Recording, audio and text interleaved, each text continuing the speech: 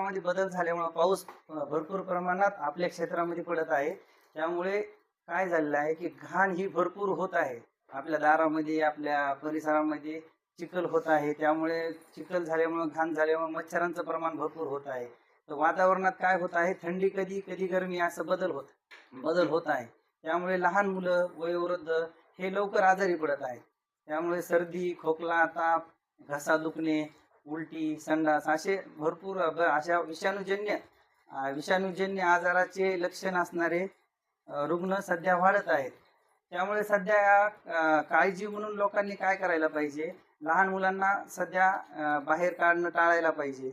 घरामध्ये स्वच्छता ठेवणं गरजेचं आहे. आपल्या परिसरात स्वच्छता ठेवणं गरजेचं आहे. त्यानंतर पाणी कंटिन्यू उकळून गार केलेलंच पिणं गरजेचं आहे.